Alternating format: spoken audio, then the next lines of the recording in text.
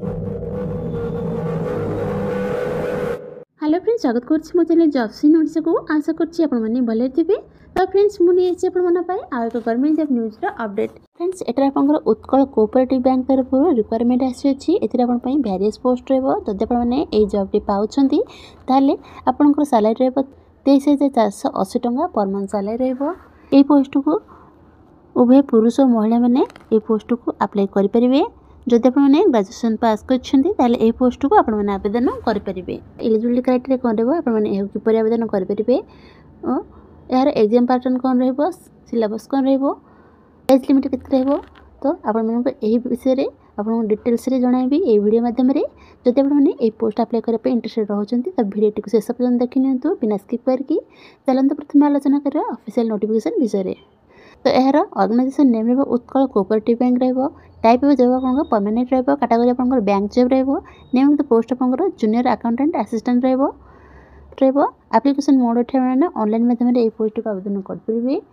Who can apply all Odisha candidates मैंने ये post को आवेदन करेंगे। प्लेस ऑफ पोस्टिंग आपन ओडिशा रही। लास्ट डेट आपन 7 फेब्रुआरी 2025 यार लास्ट डेट रही। जेंडर आपन बोथ मेल एंड फीमेल ये पोस्ट को आवेदन करेंगे।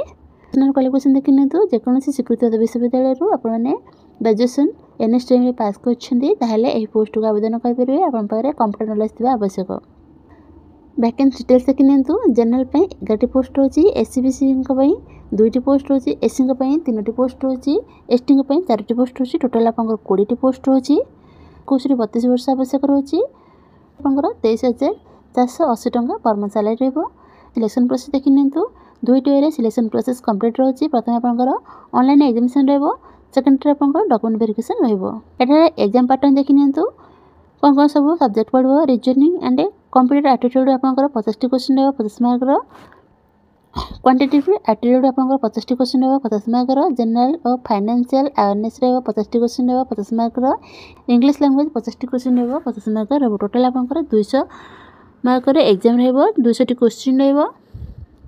एथिरे आपनकर 135 मिनिट आपनको ड्यूरेशन दिया जाउछि। जनरल ईडब्ल्यूएस और ओबीसी कैंडिडेट्स को 750 टंका एप्लिकेशन फी रोची। पीएचडी एससी एसटी कैंडिडेट्स को 600 टंका एप्लिकेशन फी रोची। इंपोर्टेंट डॉक्यूमेंट गुड को देखि नियंतु कोन कोन आवश्यक रहबो। एठा आपन इंपोर्टेंट डेट देखि नियंतु। एठा आपनकर ऑलरेडी आरंभ हो गेलानी 18 जनवरी 2024 रो ऑलरेडी आरंभ हो गेलानी। यार लास्ट डेट रहबो 7 फेब्रुआरी 2025 यार लास्ट डेट रहबो। फ्रेंड्स एटा आपनकर उत्कल कोऑपरेटिव बैंक रो ऑफिशियली पीडीएफ नोटिफिकेशन रोची। Officially website रोची।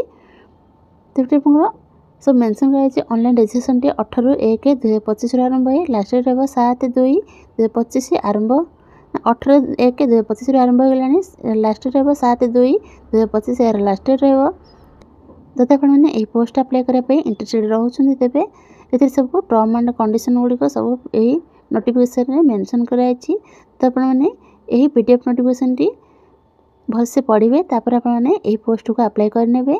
जदि आपण माने एही पीडीएफ नोटिफिकेशन टी पाइबा पई चाहउछंती तेबे आमे हम व्हाट्सएप ग्रुप बा टेलीग्राम चैनल रे अपडेट कर देबु। आपण माने सेठा जाई चेक आउट कर नेबे।